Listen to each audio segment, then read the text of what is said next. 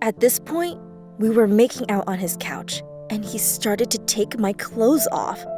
I said to myself, "What are you doing?" I quickly jumped up and ran outside. This all started at the beginning of my freshman year. There I was, rushing along the corridor for my next class while I was trying to get my books out of my bag, when I bumped right into someone. I began to apologize, and as I looked up to see who I had just walked into, sorry, I was momentarily lost for words. I locked eyes with the most good-looking guy I had ever seen. I just assumed he was a new senior in school, so I tried to get out my apology as quickly as possible so I wouldn't be late for my biology class. When I walked into my class, I sighed with relief. I just had made it to class, and the teacher wasn't here yet. As I was walking towards my seat, there was a lot of chatter and commotion about this new teacher. We had all heard that this year there would be a new bio teacher because Mr. Robertson had retired. We were all expecting a middle-aged to old man or woman to be walking through that door at any second. Then it happened. The handle turned and the door swung open to reveal a very attractive guy standing in the doorway, who was also, in fact, the same guy I had just ran into in the hallway. We started asking the usual questions you do when you get a new teacher. What's your name? How old are you? Then some of the girls in the class began to ask more personal questions like, do you have a wife, a girlfriend, or children? By this point, our new teacher was blushing and becoming more and more uncomfortable. He was trying to change the conversation back to a topic he was more comfortable with. He told us his name, but wouldn't say how old he was.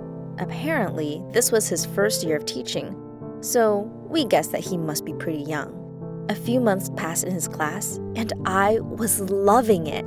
I mean, not only was he easy on the eyes, but his classes were also a lot of fun.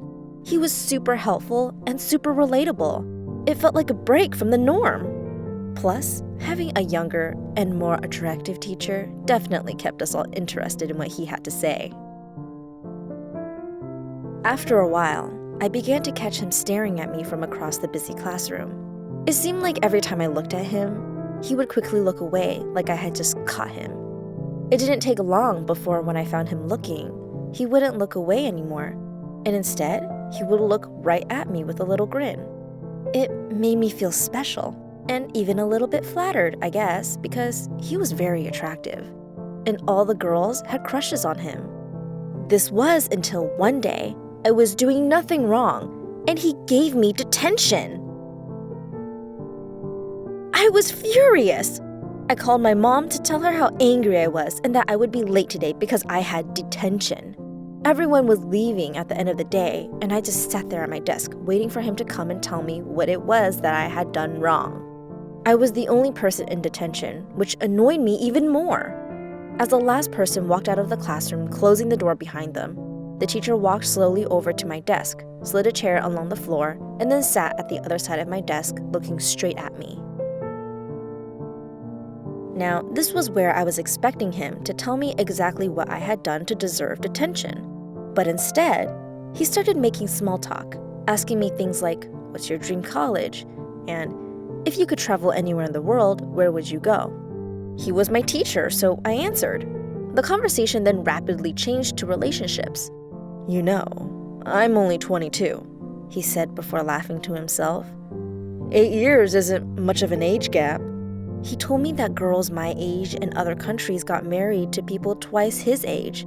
I laughed uncomfortably and shrugged it off. When my detention was finally over, I called my mom to come to pick me up. The problem was that she was already asleep with my baby brother. I had no other choice except to ask my biology teacher to take me home. It was so awkward. I felt really uncomfortable as we climbed into his beaten-up red Toyota. It smelled like men's body spray. I told him where my house was, but he said that he had left something at his apartment, so we needed to stop there first. I didn't think anything of it and agreed. Once we got to his place, he invited me inside. I know what you're thinking. How dumb can you be? But I was naive, and he was my teacher.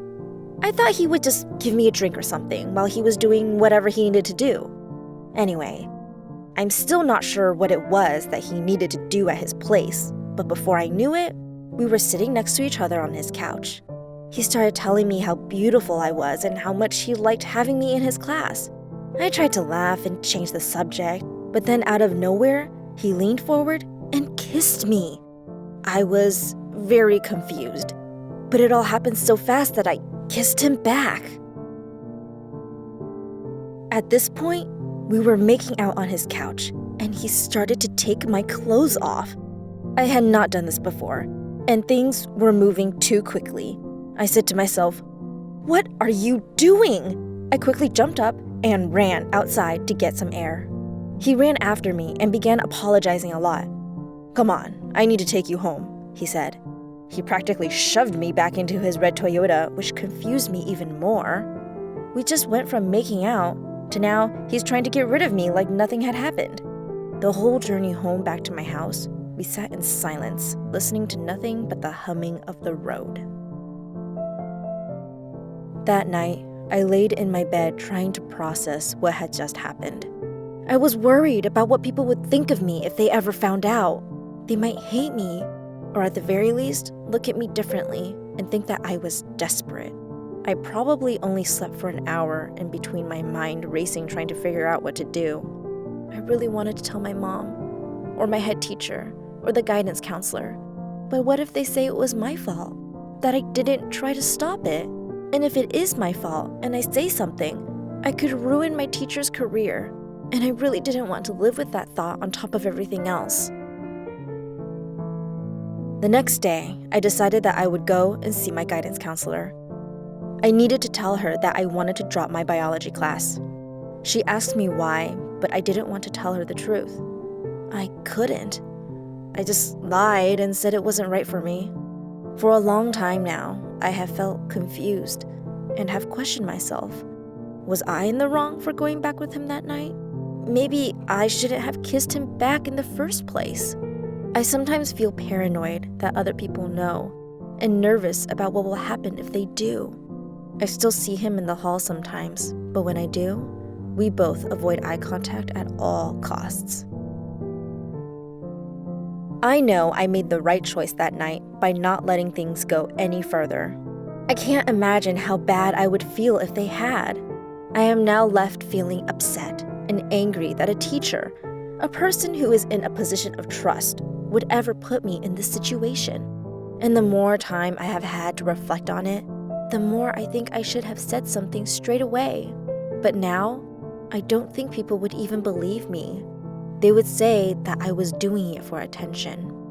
If any adult, be it someone you don't know, a teacher, or even a family member, has acted or spoken inappropriately towards you, please speak with a parent or someone you can trust. There are always people there for you who will listen. You should never feel like you are in the wrong in these situations, and you don't have to keep things bottled up.